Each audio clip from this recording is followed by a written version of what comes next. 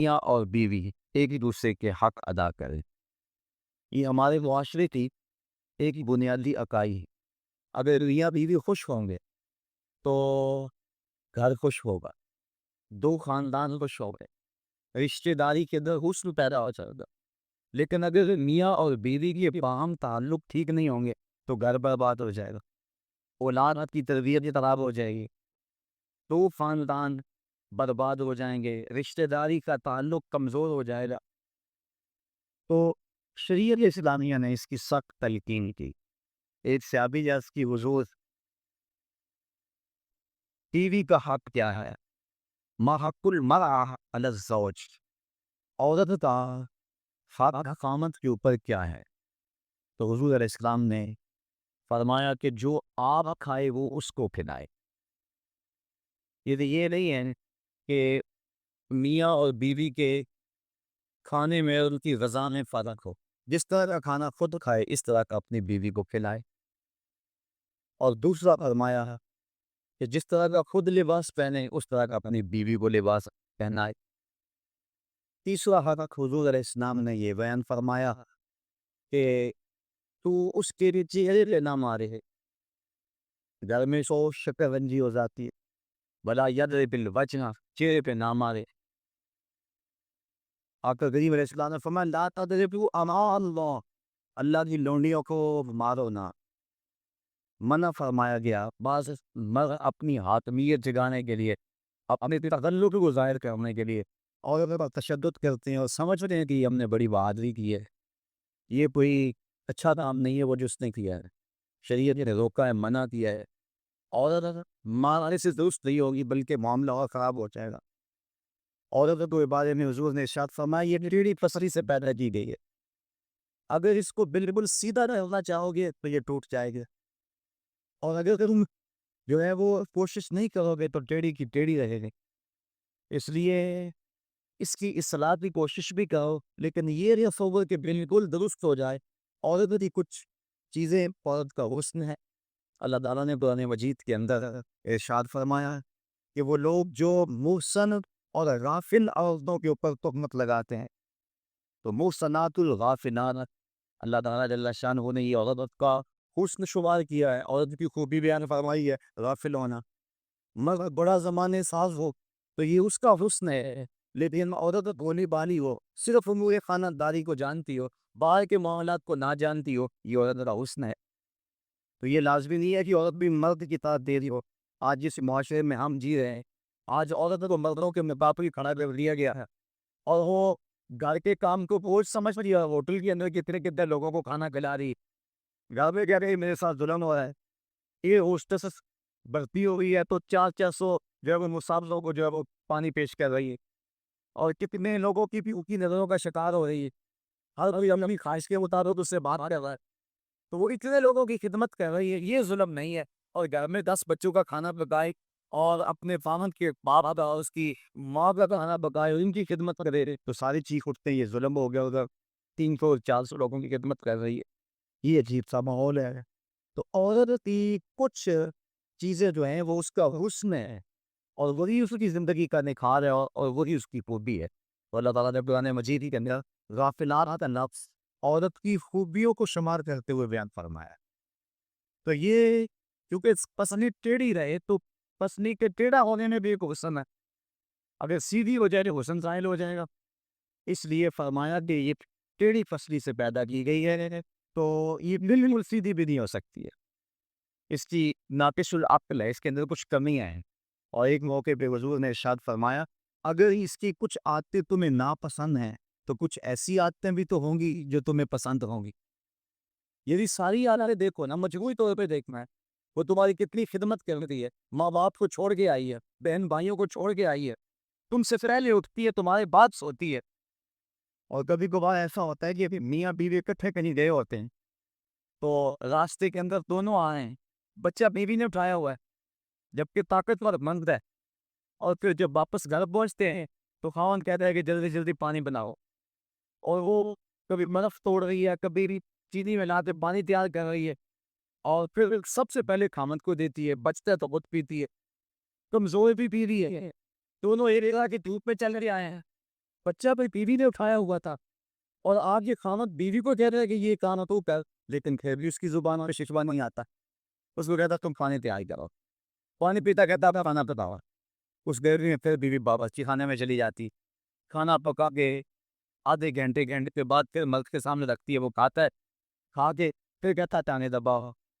اور شکوالی کرتی کہ عجیب بات ہے تیرے ساتھ، میں بھی اسی طرح تکی ہوں، میں نے بچہ بھی اٹھایا ہوا تھا، میں نے پھر پانی تیار کیا، اب کھانا سب گھر میں بنایا. یہ اس کی اچھی عادت ہے. تو فرمایا اگر تم اس کی کچھ عادتوں کو دیکھ کر پریشان ہوتے ہو تو کچھ اس کی عادتیں ایسی بھی تو ہوں گی جو تمہیں پسند نہ ہوں گی. اگر یہ بھی ہم سوچ نہیں آتا ہوگا تو میاں بیوی کے در محبت کا رشتہ مستقل ہوگا، کمزور نہیں ہوگا. بلکہ ایک انگریزی نے لکھا، وہ کہتا ہے کہ کوئی شے بھی جو ہے اس پہ کوئی نہ کوئی فائدے ضرور ہوتے ہیں. وہ مثال دیتا ہے، وہ کہتا ہے جو گھڑی بند پڑی ہے نا، ایک دن میں 2 مرتبہ وہ بھی سچ بولتی ہے. مثال کے طور پہ گھڑی بند ہوگی 12 بجے ہے، تو جب دن کے 12 بجے ہیں اس وقت گھڑی سچ بول رہی ہوتی ہے، رات کو جب 12 بجے تو گھڑی سچ بول رہی ہوتی ہے. کہتا ہے جو خراب گھڑی ہے وہ بھی دن میں 2 مرتبہ سچ بول ہوتی ہے. تو اگر کسی شخص کی خرابیاں تمہیں نظر آئے تو اس کی کوئی خوبی بھی ڈھونڈ لیا کر. مکھی کی طرح نہیں کہ سارے بدن کو چھوڑ کر جہاں زخم ہو وہیں بیٹھنا ہوتا ہے، جہاں خوشبو ہو وہاں بھی تو جاؤ. اس لیے فرمایا حضور علیہ السلام نے دیجیے خاندانوں کو جوڑنے کا اور میاں بیوی کے اندر باہم محبت پیدا کرنے کا یہ کتنا حکمت بھرا جملہ ہے. یہ جوامع الکلم سے ہے یہ جملہ، اور کتنا حسن ہے اس جملے کے اندر.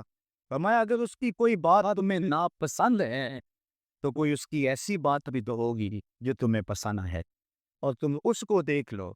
بلکہ صوفیہ فرماتے ہیں اگر خوبی دیکھنے کا شوق ہو تو کسی اور میں دیکھو، اور برائی دیکھنے کا شوق آئے تو اپنے اندر دیکھ.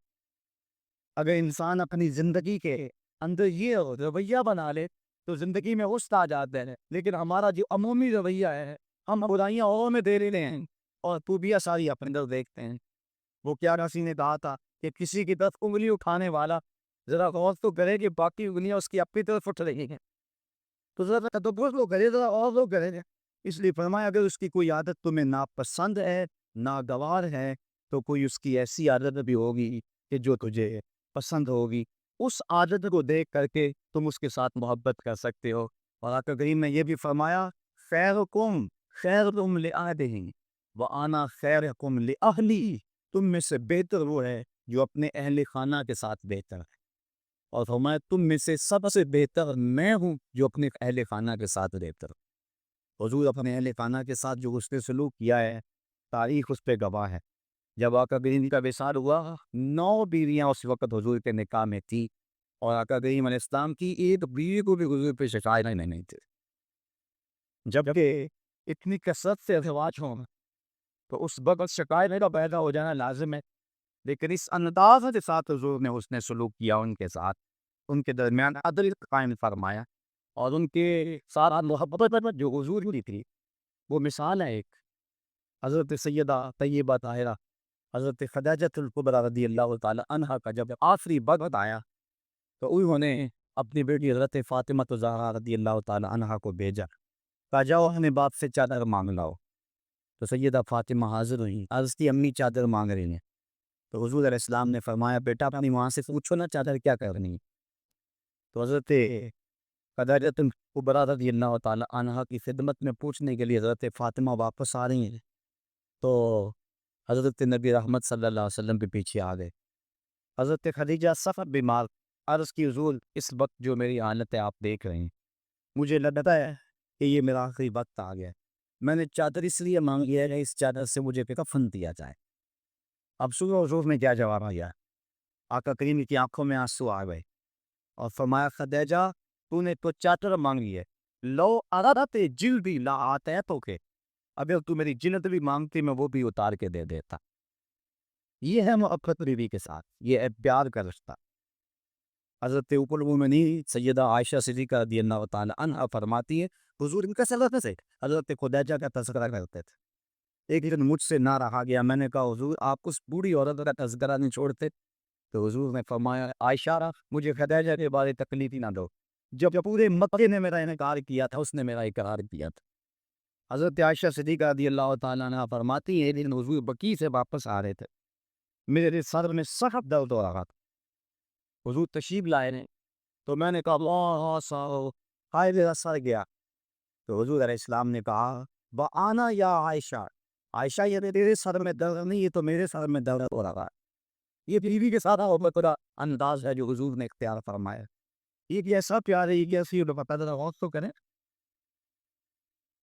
حضرت سودا رضی اللہ تعالی عنہ، حضور ان کے ہاں تشریف فرما تھے۔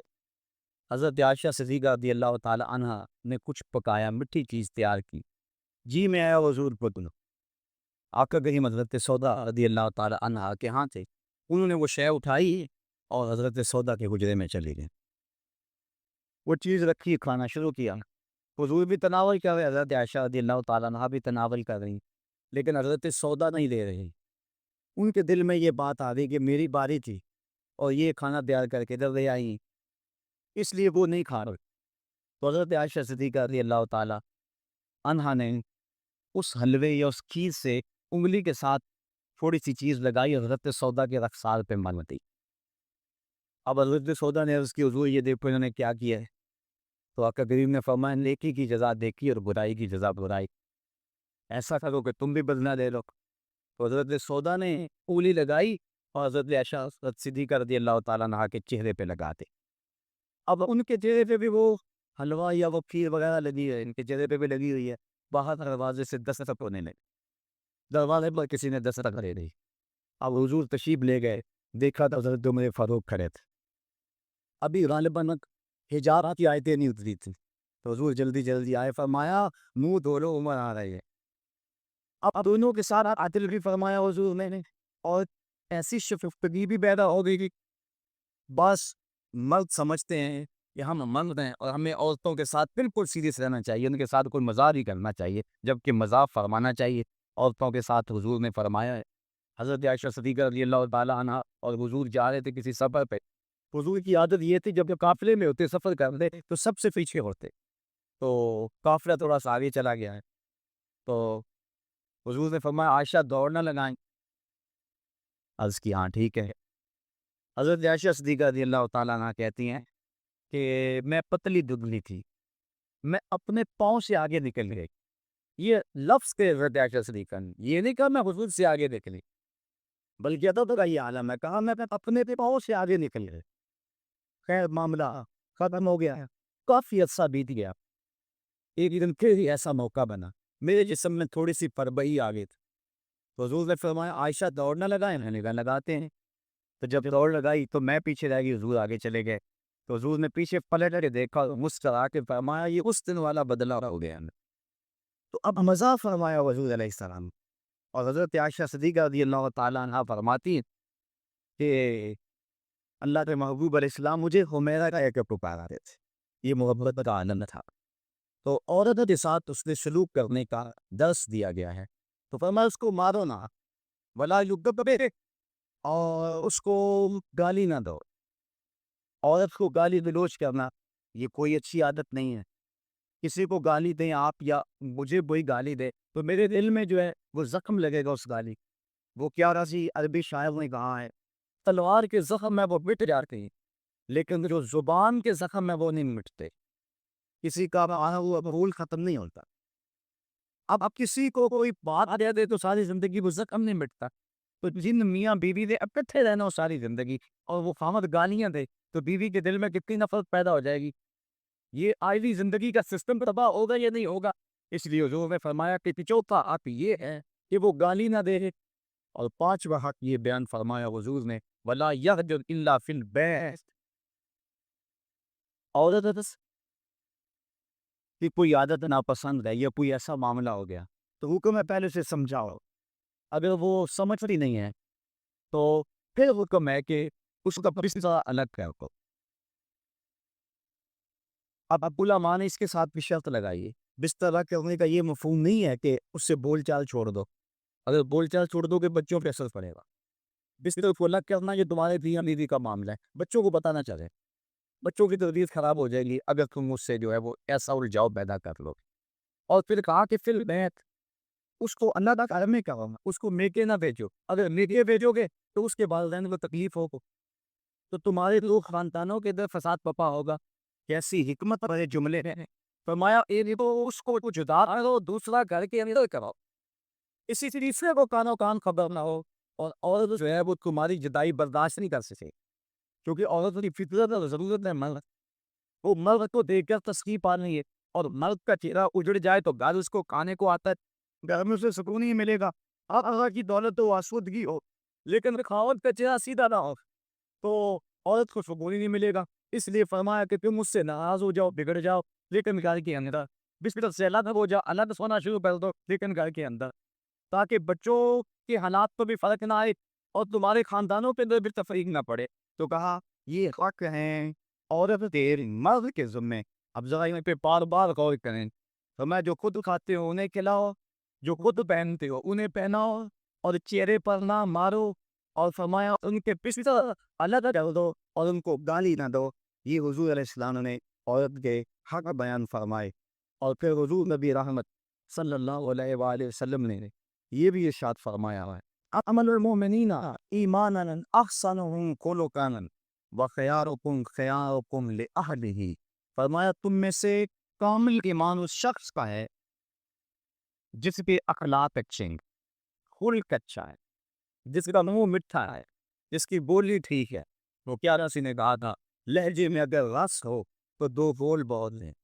انسان کو رہتی ہے محبت کی زبان یاد, انسان کو محبت کی بولی یاد آتی ہے. تو کہا کہ جس کا خلق اچھا, اور دوسرا فرمایا جو اپنے اہل خانہ کے ساتھ ٹھیک ہے, سارے زمانے سے ٹھیک ہے, گھر والوں سے ٹھیک نہیں ہے, تو پھر کیسے زندگی میں سکون آئے گا, تمانیت آئے گی, کیسے چین آئے گا؟ تو تم میں سے بہتر وہ ہے جو اپنے گھر والوں کے ساتھ بہتر ہے. اور ابھی روایت میں نے آپ کے سامنے رکھی جس میں حضور نے فرمایا کہ میں تم میں سے سب سے زیادہ اپنے گھر والوں کے ساتھ اس نے سلوک کرنے والا ہوں اور اچھائی کرنے والا. تو یہ حکم دیا گیا تھا کہ وہ اچھے انداز کے ساتھ اپنے بیوی کے ساتھ حسن سلوک کریں, اس کو جو ہے وہ مکروہ نہ جانیں, اور اس کو برا نہ کہے, اس کو گالی نہ دے. دوسری طرف عورت کو کہا الرجال قوامون علی النساء, مرد عورتوں پر قوام ہے, حاکم ہے, امیر ہے. اس لیے فرمایا گیا کہ پھر دونوں رائے ہیں, اور شریعت یہ فیصلہ نہ دے کہ کس کی رائے میں مقدم ہوگی, رائے میں اختلاف نہیں ہو سکتا ہے, تو پھر آئلی سسٹم پھر بھی تباہ ہوگا. عورت رائے دے, مرد اس کو قبول کرے, اس کی رائے کی پرواہ نہ کرے, یہ مرد کے لیے مناسب نہیں. اس طرح عورت گھر کے اندر عضو معطل بن جائے گی, وہ سمجھے گی کہ میری تو اس گھر میں اہمیت ہی کوئی نہیں, میں جو بات کرتی ہوں مجھے کو پوچھتے ہی نہیں ہے. عورت بندہ اپنی مرضی بھی کر رہی ہے, عورت کی رائے لے رہے. جب کسی کی رائے لیتے ہو آپ کسی معاملے میں تو اس کی عزت افزائی ہوتی ہے. تو اس لیے عورت کے ساتھ مشاورت کریں, اس کی بات کو اہمیت کریں. اگر اس کی بات قابل قبول نہیں ہے تو اچھی انداز سے اس کو سمجھائیں. لیکن فرض کرو کہ رائے مختلف ہو گئی ہیں تو رائے اس کی کو ترجیح ہوگی, مرد کی رائے کو ترجیح ہو. جس طرح کہ میں نے حقوق والدین کو عنوان سے عرض دیا تھا کہ ماں کچھ اور کہتے ہیں یا باپ کچھ اور کہتے ہیں. اب اس کی بات ہم مانیں گے, ماں کی یا باپ کی. ماں کا درجہ بہت زیادہ ہے, لیکن ماں کہتے ہیں یہ تو, باپ کہتا ہے یہ تو علماء نے جزیہ بیان فرمایا کہ خدمت میں ماں مقدم ہے, تعمیل حکم میں باپ مقدم ہے. پہلے تو ماں باپ کو چاہیے اولاد کو کسی مشقت میں نہ ڈالیں, کسی مصیبت میں نہ ڈالیں, لیکن اگر ایسا کبھی ہو جائے تو خدمت میں ماں کو ترجیح دی. جب بات سے آئے تو پہلے ماں کی ٹانگیں دبائیں, اس کے پاؤں دبائیں, پھر اس کے بعد باپ کے. خدمت میں ماں کو ترجیح دیں, لیکن جب حکم کی تعمیل کی بات آئے رہے پھر باپ کو ترجیح دیں, کیونکہ پھر عوام باپ ہے, گھر کا حاکم اور امیر باپ. اگر باپ کی بات نہیں مانی جائے گی تو پھر گھر میں فساد برپا ہو جائے گا. اسی طرح زوجین میں سے خامد کی بات کو ترجیح کر دی جائے گی تو یہی معاشرے کا بھی حسن ہے, اور خاندان کے اندر بھی اسی میں عزت ہے. اگر خامد کچھ اور کہہ رہے ہیں, بیوی کچھ اور کہتی ہے, بات بیوی کی مان لی جائے تو گھر میں تو مصیبت بن دے گی. خامد کو کوسنے دیں گی, اس کی بہنیں بھی, اس کے بھائی بھی, اس کی ماں بھی کہے گی, باپ بھی کہے گی, بیوی کے پیچھے لگ گیا. لیکن اگر بیوی خامد کے پیچھے لگ جائے تو یہ بیوی کے لیے حسن ہے. مرد کا بیوی کی اطاعت کرنا یہ مرد کے لیے حسن نہیں ہے, لیکن بیوی کاند کے پیچھے لگ جانا اور اس کی بات کو مان لینا، یہ جو ہے وہ حسن ہے بیوی کے لیے، اور یہ اس کی اطاعت کے زمرے میں آتا ہے۔ تو مرد حاکم بنایا گیا ہے، لیکن حاکم کا یہ مطلب بھی مرد نہ سمجھے کہ وہ جب چاہے عورت کو مارنا شروع کر دے، اس کو غلام سمجھے اور اس کی اہمیت ہی نہ سمجھے، بلکہ عورت کو برابر و شاوت میں شریک رکھے۔ جس طرح مرد عورت پہ ناراض ہو جاتا ہے، عورت کو بھی حق ہے کہ وہ مرد پہ ناراض ہو جائے کسی معاملے میں، اور جس طرح عورت مرد کو مناتی ہے، مرد بھی اپنی بیوی کو منا سکتا ہے، راضی کر سکتا ہے۔ اس میں کوئی حرج نہیں ہے، چونکہ گھر میں شکنجی ہو سکتی ہے۔ بخاری شریف میں روایت موجود ہے، حضور نبی رحمت صلی اللہ علیہ وسلم نے ارشاد فرمایا، عائشہ جب تم ناراض ہوتے ہو مجھے پتہ چل جاتا ہے۔ عرض کی حضور کیسے؟ فرمایا جب تم راضی ہوتی ہو، اس وقت کوئی بات ہو تو قسم اٹھاتی تو کہتی ہو رب محمد، مجھے محمد کے رب کی قسم، اور جب تم ناراض ہوتی ہو اور کوئی بات ہو تو قسم اٹھاتی ہو تو کہہ رہی ہو رب ابراہیم، مجھے ابراہیم کے رب کی قسم ہے۔ تو مجھے پتا چل جاتا ہے کہ اب ناراض ہو، اب تم راضی۔ جب حضرت عائشہ صدیقہ رضی اللہ تعالیٰ عنہا نے یہ بات سنی تو کہا ما اقدر الا اسمک، حضور میں صرف آپ کا نام ہی چھوڑتی ہوں، دل میں تو آپ ہی ہوتے، دل میں تو آپ ہی کے ڈیرے ہیں اور آپ ہی کے بسیرے۔ تو یہ اسلام نے ہمیں کیسا روشن راستہ دیا، اور حضور کی سیرت اور حضور کا عمل ہمارے سامنے۔ تو میاں بیوی کے اندر تو عام شفیع رنجی ہو سکتی ہے، تو اس کے اندر جو ہے ایک پتی ناراض ہو گیا تو دوسرا راضی کر لے، دوسرا ناراض ہو گیا تو پہلا راضی کر لے، کس قدر کرنے حسن آ جائے گا۔ جب جب گھر حسین ہوگا تو سارا معاشرہ حسین ہو جائے گا، لیکن اگر یہ جو بنیادی اکائی ہے اس میں حسن نہ ہوا تو باقی حسن کیسے ہو سکتا ہے؟ تو حاکم ہے مرد، اور جس طرح عورت کے کچھ حقوق ہیں، مرد کے بھی کچھ حقوق ہیں۔ حضور علیہ السلام نے ارشاد فرمایا لا یحل للمرأة ان تصوم وزوجها شاهد الا باذنه ولا تأذن في بيته الا باذنه، فرمایا عورت کو یہ حق نہیں پہنچتا کہ وہ روزے رکھے جب کہ خامد گھر میں ہو۔ نفلی روزہ رکھنا اگر عورت کو ہو تو وہ خامد سے پوچھ کے رکھے گا، خامد کی اجازت اور اذن کے بغیر عورت روزہ بھی نہیں رکھ سکتی، کیونکہ خامد کی رضا کا حاصل کرنا عورت کے لیے بہتر نفلی عبادت ہے۔ اس لیے اگر خامد راضی نہیں ہے تو روزہ نہ رکھ کے راضی ہے رکھ لے۔ اور فرمایا حضور علیہ السلام نے دوسری بات یہ ہے کہ وہ اس کے گھر میں جس کو وہ ناپسند کرتا ہے اس کو آنے نہ دے، اذن نہ دے۔ اور ایک حدیث کے اندر یہ لفظ ہیں کہ حضور علیہ السلام نے ارشاد فرمایا کہ وہ خاوند کے بستر کو رودنے نہ دے، یعنی خاوند جیسے بستر پہ بیٹھتا ہے، سوتا ہے، آرام کرتا ہے، اس بستر پہ کسی کو نہ چڑھنے دے۔ اور اس پر حضرت ام حبیبہ رضی اللہ تعالی عنہا کا عمل ہمارے سامنے ہے۔ یہ ابو سفیان کی بیٹی ہیں، اور حضور پر حضرت ام حبیبہ ایمان لے آتی ہیں، ان کا شوہر بھی ایمان لے آتا ہے۔ جب ہجرت حبشہ ہوئی تو یہ دونوں میاں بیوی حبشہ کی طرف ہجرت کر گئے، کچھ عرصہ وہاں گزرا رہا۔ ایک دن حضرت ام حبیبہ سوئی تو خواب دیکھا ہے کہ میرے خامد کا چہرہ بدل گیا ہے، تو سخت پریشان ہوئی۔ صبح اٹھی تو پتہ چلا کہ خامد عیسائی ہو گیا، کسی عیسائی کے پاس بیٹھنا اٹھنا تھا تو اس نے اپنا دین بدل لیا۔ تو حضرت ام حبیبہ رضی اللہ تعالیٰ عنہ الگ ہو گئی، کچھ عرصے کے بعد خامد بھی فوت ہو گیا۔ اب وہاں پردیش میں سارے جہان کو چھوڑ کر وہاں گھر بسایا تھا تو وہاں وہ تنہا ہو گئی، تو سخت پریشان تھے۔ آقا کریم علیہ السلام نے حبشہ کے حکمران نجاشی کے ذریعے حضرت ام حبیبہ رضی اللہ تعالی عنہا کو پیغام نکاح بھیجا۔ نجاشی نے ایک لونڈی بھیجی کہ جا کے ام حبیبہ کو کہو کہ اللہ کے نبی تم سے نکاح کرنا چاہتے۔ اب حضرت ام حبیبہ کی زبان میں اگلی کہانی سننی، کہتی میں گھر میں بیٹھی ہوئی تھی کہ باہر دروازے پہ دستک ہوئی، میں نے دروازہ کھولا تو ایک خاتون کھڑی تھی، میں نے اس کو بٹھایا تو وہ کہنے لگی میں نجاشی کی سمت سے آئی رہی، اللہ نے محبوب صلی اللہ علیہ وسلم نے تجھے نکاح کا پیغام بھیجا ہے۔ کہتی ہیں یہ لمحے کے لیے تو میں حیران ہوئی، اور پھر میری خوشی کی انتہا نہ رہ گئی، اور گھر کے اندر جو کچھ موجود تھا اس وقت میرے پاس، میں نے سب کچھ بطور انعام اس لونڈی کو دے دیا۔ میں نے کہا میرے مقدر کے حضور کے نکاح میں آؤں، پھر اللہ کے محبوب علیہ السلام نے ان سے نکاح کر لیا ہے، وہ مدینہ تشریف لے آئے ہیں، ابو سفیان ان کو ملنے کے لیے مدینہ پہنچے. حضور علیہ السلام کی چارپائی بچھی ہوئی تھی, تو یہ جا کے بیٹھنے لگے تو انہوں نے بستر سے پیٹ لیا. تو ابو سفیان کہنے لگا, رملہ تمہیں کیا ہو گیا ہے؟ یہ بستر میرے قابل نہیں سمجھتی ہو یا مجھے بستر کے قابل نہیں سمجھتی ہو؟ تو حضرت ام حبیبہ کہنے لگی کہ یہ بستر اللہ کے رسول کا ہے اور میں نہیں پسند کر رہی کہ اس کے اوپر کوئی مشرک بیٹھے. تو کہنے لگا ابو سفیان کہ تم بڑا بدل گئی ہو. پھر اللہ تعالیٰ نے ان کو بھی اسلام کی بہاریں عطا فرما دی. تو یہ حق ہے خاوند اور بیوی کے اوپر کے خاوند کے بستر کے اوپر کسی کو نہ بیٹھے.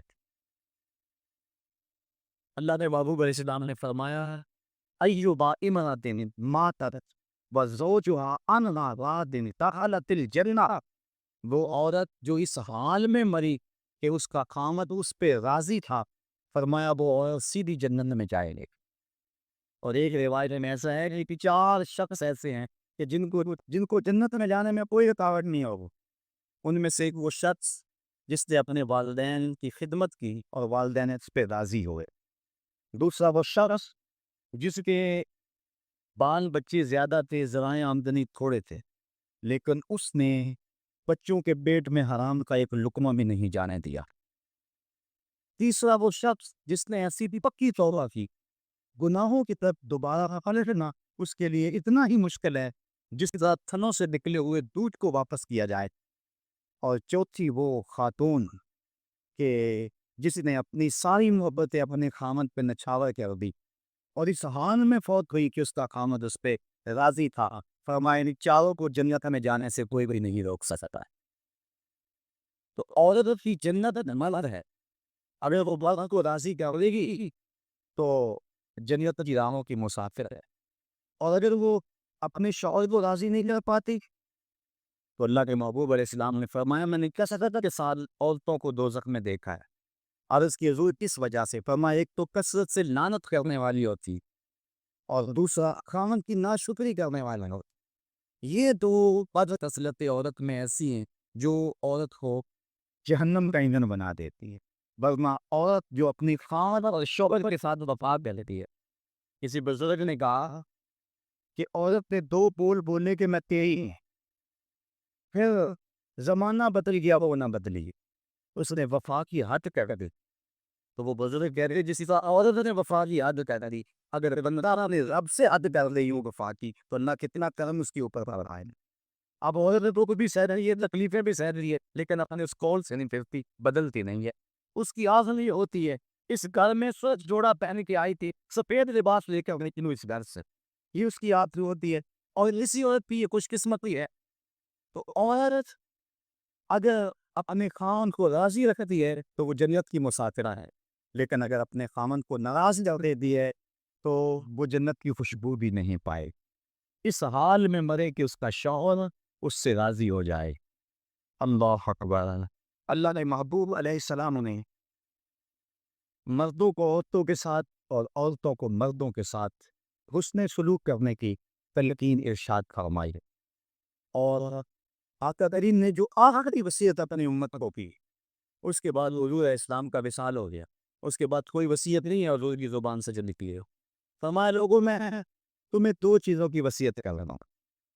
ایک الصلاۃ, نماز, یعنی نماز کو نہ چھوڑو. اور دوسری وصیت یہ تھی کہ میں 2 کمزور کے بارے میں تمہیں اللہ سے ڈراتا, ایک غلام اور دوسری تمہاری بیویاں. ان 2 کمزوروں کے بارے میں اللہ سے ڈراتا ہوں, ان پہ ظلم نہ کرو. انہوں نے باہر تو جانا نہیں ہے, گھر سے نکل تو جانا نہیں ہے, تو ان پہ ظلم کرو گے تو یہ دکھی ہو جائیں گے. تو آقا کریم علیہ السلام نے فرمایا ان 2 کمزوروں کے بارے میں تمہیں اللہ سے ڈراتا. بلکہ اس قدر حضور نے عورتوں کی نزاکت کا لحاظ رکھا. ایک سفر پر تھے, ایک شخص اونٹوں کو ہانک رہا تھا, اس کا نام تھا انجشا. تو وہ جلدی اونٹوں کو ہانکنے کی کوشش کر رہا تھا تاکہ جلدی پہنچ جائیں. تو آقا کریم نے فرمایا انجشا آہستہ. فرمایا یہ جو اونٹوں کے اوپر عورتیں بیٹھی ہیں ان کی طرف اشارہ کر کے کہا یہ نازف آبگینے ہیں کہ انہیں اٹھ نہ جائے. اور وہ نازف یہی سند کافی ہے کہ ہمارا رب کہہ رہا ہے کہ ہمیں رسول ہے. اچھا، اگر آپ کی توجہ ہو تو اس سے ایک اور بات میں آپ کے سامنے رکھنا چاہوں گا. جو سچا آدمی ہوتا ہے اس کی طبع کے اندر ایک اطمینان ہوتا ہے، اور جو جھوٹا آدمی ہوتا ہے اس کو کبھی بھی سکون نہیں ملتا. وہ سیاست کے روپ میں ہو، وہ مشائخ کے روپ میں ہو، وہ عالم کے روپ میں ہو، وہ کسی اور بھی روپ میں ہو، اس نے ایک جماعت رکھی ہوتی ہے اپنی تعریف و توصیف کروانے والی. بھنڈ قسم کے لوگ اس کے ساتھ ہوتے ہیں جو زمین سے آسمان تک اس کو اٹھا کے لے جاتے. چونکہ ہمارا تعلق مذہبی طبقے سے ہے، ہم دیکھتے ہیں کہ بعض لوگوں کو انہوں نے اپنے ساتھ بھنڈ قسم کے مولوی رکھے ہوئے ہوتے ہیں جو انہیں قطب زماں تو غوث زماں پتہ نہیں کیا کیا کہہ رہے ہوتے ہیں، لیکن ہم ان لوگوں کے چہروں پہ دیکھتے ہیں ان کے اندر چور بول رہا ہوتا ہے. اور اسی طرح جس طرح جھوٹا آدمی اس کا سارا زمانہ بھی تعریف کرے تو اسے تو پتہ ہوتا ہے، تو وہ اندر جو ضمیر ہے اس کا ملامت کرتا ہے اور اس کی پیشانی پہ کچھ لکھا ہوتا ہے جو بصیرت والے لوگ پڑھتے ہیں. اسی طرح جو سچا آدمی ہوتا ہے سارا زمانہ مخالفت بھی کرے اور زمانہ گالیاں بھی دے، سچ اس کی پیشانی پہ بول رہا ہوتا ہے. اسے کوئی ضرورت نہیں ہوتی کہ کوئی مجھے کہے کہ تو اچھا ہے، سارا زمانہ مخالف بھی ہو جائے اسے یہ پرواہ نہیں ہوتی. انہوں نے کہا تم مانو یا نہ مانو، ربنا یعلم، ہمارا رب جانتا ہے کہ ہم اس کے رسول ہیں. ہمارے سے ڈگری لینے کی ہمیں ضرورت بھی نہیں ہے، ہمارا رب جانتا ہے کہ ہم رسول ہیں. وما علینا الا البلاغ المبین. انہوں نے کہا ہمارا اتنا کام تھا وہ ہم نے کر دیا، ہمارا کام تھا تبلیغ کرنا اور وہ کھلی تبلیغ ہم نے کر دی. یہ آپ ہر خطیب سے سنتے جب تقریر ختم ہوتی ہے تو آخر میں کہا جاتا ہے وما علینا الا البلاغ المبین. تو یہاں میں ایک جملہ کہنا چاہوں گا، اگر کوئی شخص قرآن و حدیث بیان کرنے کے بعد کہے وما علینا الا البلاغ المبین پھر تو بات جچتی ہے.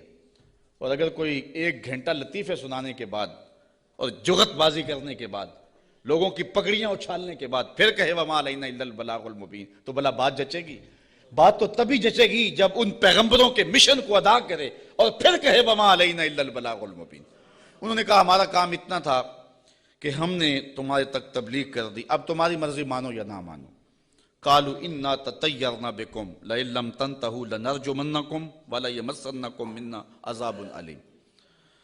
کہنے لگے معاذ اللہ ہم تمہیں منحوس سمجھتے ہیں. نحوست کی نسبت ان نبیوں کی طرف کر دی.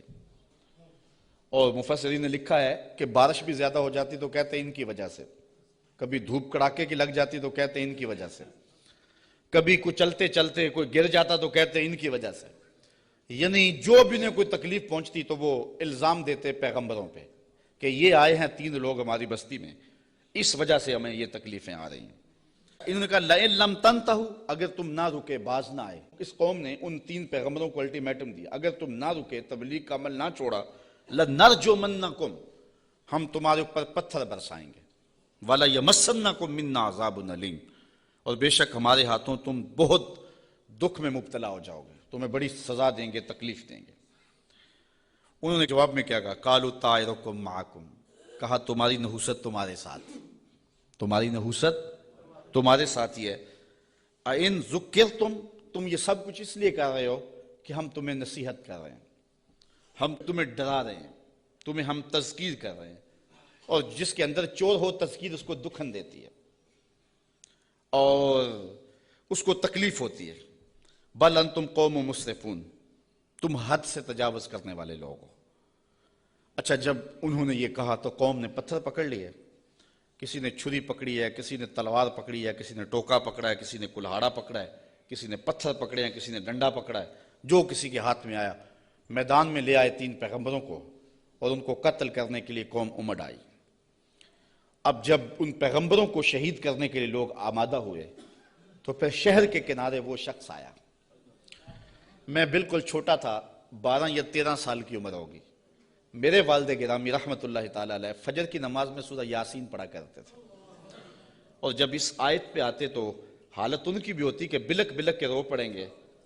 اور مجھے بھی نہیں پتا کہ دل میں کیا اترتا تھا، اس وقت تو پتا نہیں تھا، چھوٹے تھے، لیکن بعد میں جب مفہوم سمجھ میں آیا تو پھر پتا چلا کہ اس آیت میں کیا ہے.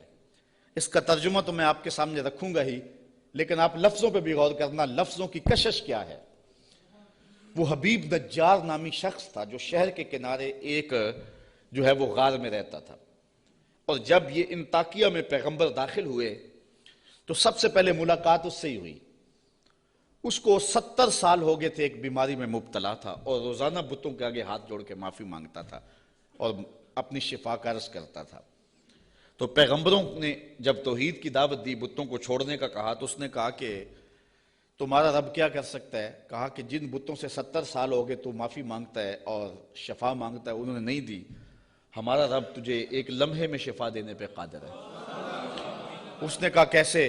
ان پیغمبروں نے ہاتھ اٹھائے۔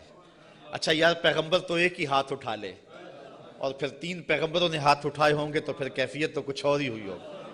اچھا، اس کی بیماری ختم ہو گئی، فوراً ٹھیک ہوا، اپنے گھر میں رہ کے ذکر فکر میں لگا رہتا تھا۔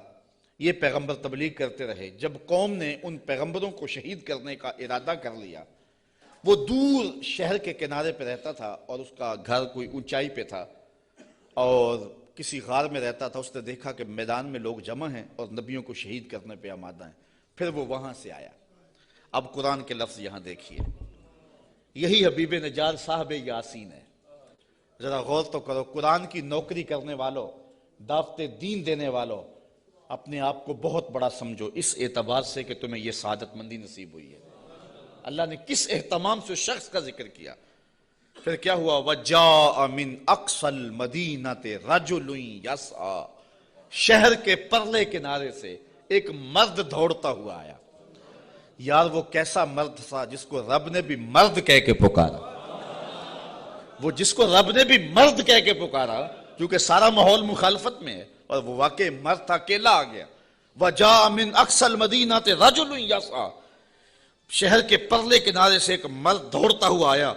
قَالَ يَا قَوْمِ اتَّبِعُوا الْمُرْسَلِينَ، کہا میری قوم رسولوں کی اتباع کرو، ان کی مخالفت نہ کرو، ان کو پتھر مارنے لگے ہو، میں کہتا ہوں ان کے قدم چومو۔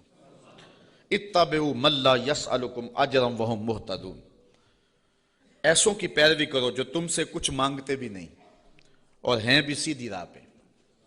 تو مفسرین فرماتے ہیں پیروی اس کی کرنی چاہیے جس میں 2 کوالٹیاں ہوں، ایک لالچ مزاج نہ ہو اور دوسرا سیدھی راہ کا مسافر۔